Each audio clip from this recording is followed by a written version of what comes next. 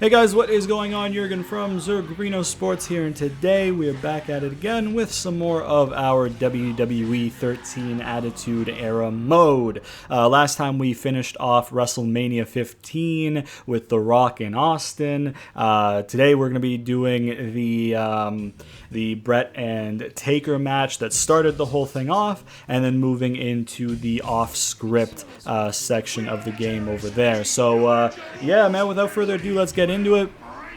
Let's go ahead and get into it. So yeah, we completed that. So now all we got to do left in the main portion of the Attitude Era mode is this bonus match between Bret and Undertaker, what started it all off. And then once again, like I said, we will move on to the off-script stuff, which features some of the less popular people, but the people who were still a big part, I guess you could say. And it features, past 1999 into the 2000s a little bit with a couple of the matches. So without further ado, let's go ahead and do this bonus match: Bret versus Undertaker at SummerSlam 97. You know what I'm saying? At SummerSlam 97.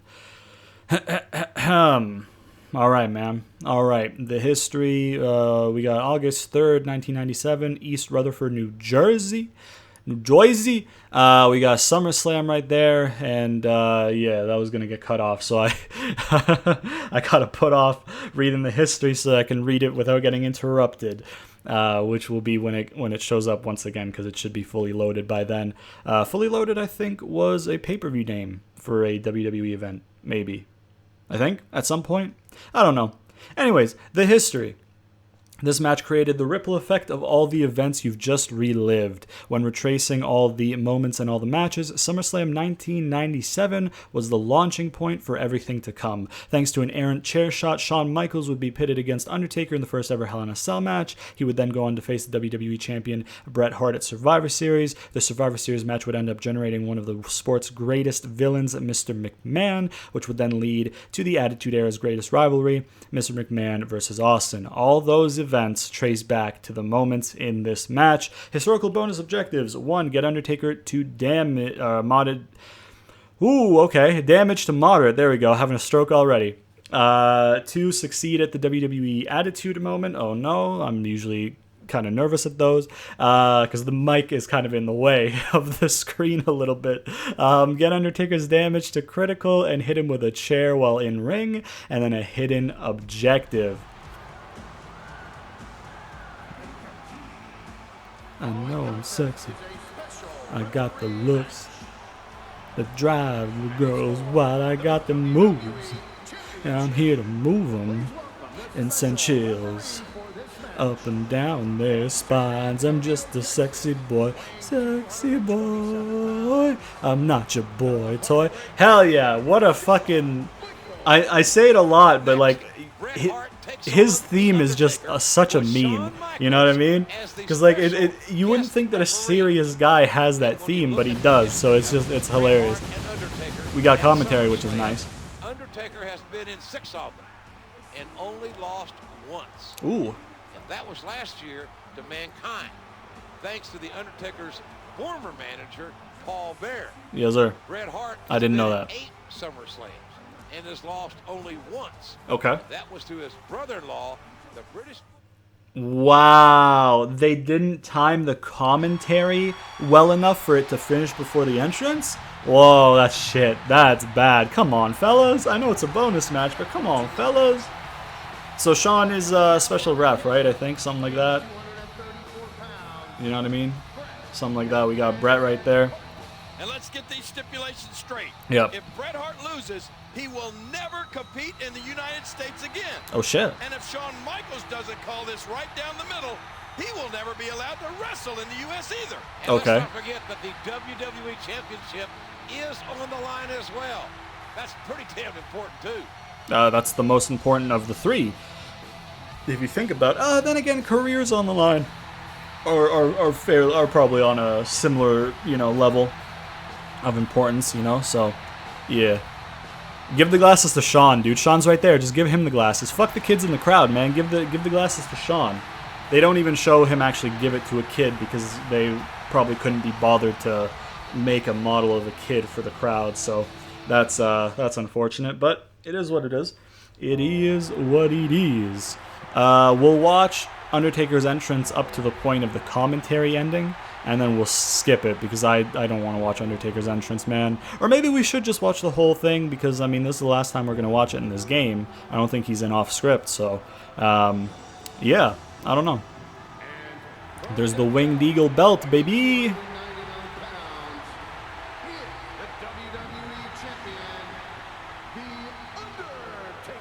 Yes, sir.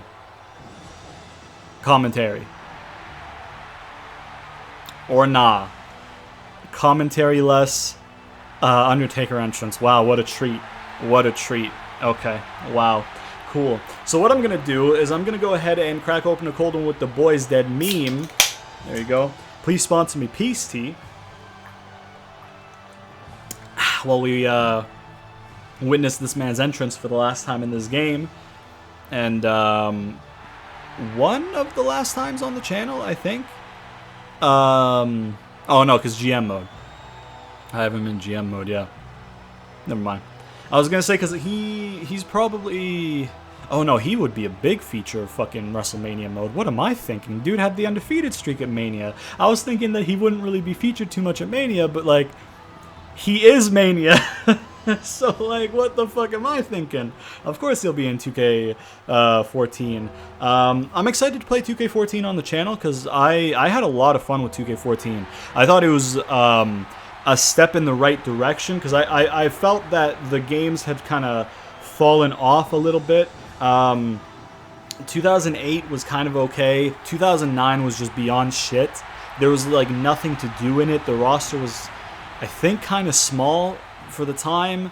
It wasn't much to do, you know what I mean? There was no, I mean, the Road to WrestleManias, they were there, and it was a good launching point for the Road to WrestleManias, but the Road to WrestleManias were so short that, like, I did them on the channel, so I'll try and break it down like this. I record, my recording sessions are about an hour, give or take, right? And back then, I was cutting them up into 4 episodes. Now it kind of depends, but like back then, I was cutting them up into 4 episodes. So one recording session was 4 episodes. Those series would be done in like 8 to 12 episodes. So only 2 or 3 sessions, which is only 2 or 3 hours it took to beat those. You know what I mean? So it's just, they were short. They were nice. They were good. They were nice because they evolved into what 2010 had, and then ultimately what 2011 had, which I thought were some really good Road to WrestleManias with the backstage and everything. I really liked 2011. You know what I mean? So, but 2009 was just kind of shit. 2010 was okay. It wasn't anything too special, but it wasn't like shit. It was just kind of average. I liked 2011. I thought 2011 was like, oh, okay, this is good. Gameplay still has some pretty serious problems, but, you know, for the most part, this was a good game. Then comes 12, WWE 12, and it's like, ooh, like, I'm happy that they brought back the face controls for the grappling. That is nice, because I don't like the right stick, quite honestly. I think the face grapples are probably a bit better. But you know, the game was just so infuriating and just kind of not too great. Then WWE 13 came around. WWE 13 is kind of just alright. It's better than 12 for sure. The gameplay is less broken and bullshit and infuriating. But at the same time, it's not really anything special. I mean, this mode was nice, but this mode had some of its problems, you know. But whatever, it's not a bad game. WWE 13 is not a bad game. It's all right. WWE 2K14 I thought was just really good. You know what I mean? I genuinely thought it was really good. I thought 2K14's, you know, 30 Years of Mania was really good. I liked the gameplay, the changes they made to the gameplay. I thought the graphics were all right. I thought, you know, the universe was, you know, probably the best it had been at the time. And then all of a sudden 2K15 comes and we get an awful game, an absolutely awful game.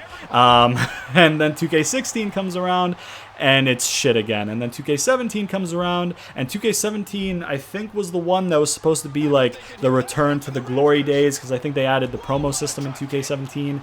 And then that fell flat, and then 2K18 was meh. as well. It wasn't really that good. It wasn't. I don't think 2K18 was shit, but it just wasn't that great. 2K19 was okay. I thought it was average. I don't think it was good at all. And then 2K20 was just so fucking atrocious. I don't know. They should face criminal fucking charges for selling that product, because it's just so bad, man. Like, I don't understand. I don't understand, man. It was just so bad. And, like, obviously, it wasn't just them being lazy and not wanting to do shit. The devs left, or, like, Ukes left or whatever. But at the same time, they weren't doing anything special beforehand. So, like, the games weren't good before Ukes left. Ukes just fucking was the final nail in the coffin for the games being beyond shit.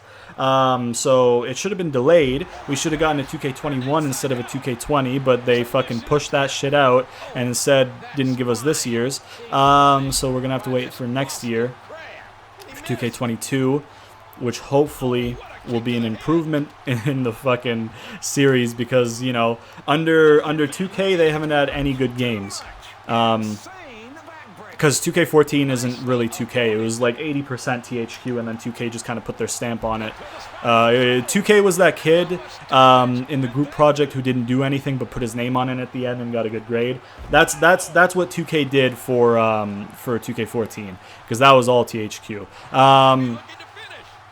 Now, however, ooh, there you go. I have to get him to what? Moderate. Okay. Does he have like an alternate finish at all? The pile driver. So he has a pile driver as his finish and his signature. That's kind of whack. But yeah, 2K has been shit with the games. Fuck. I got it. Ooh, rip Shawn Michaels. Get him to critical and hit him in the chair. Hit him with a chair while he's in the ring. Oh shit! Come on, man. What the fuck? How the fuck am I supposed to reverse that? I didn't. The fuck is going on? The fuck is happening? How the fuck am I supposed to reverse that? I don't understand it at all. There you go. Fuck your shit, brother. I reversed that garbage. Oh, fuck your shit, brother. Oh, fuck your shit, brother. I'm gonna hit you with another goddamn pile driver. Boom. There you go. That critical. Fucking skip that shit. Skip it. I don't give a fuck about the replay, man. I don't give a fuck about the replay. Hit him with a chair while in ring. There we go.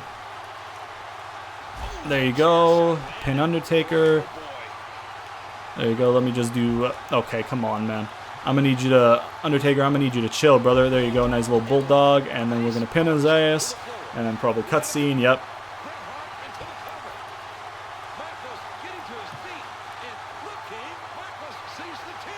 He sees the chair, dude.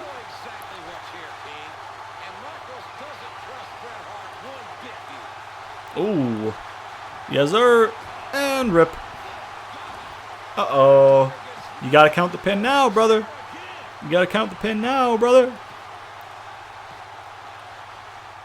There you go.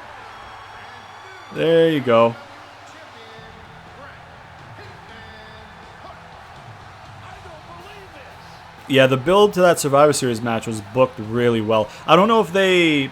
because I've been watching... because obviously they reworked the network recently. You can't just... You still need to get it through your cable provider in Canada. But I've been watching the free version, the Monday Night Wars documentary.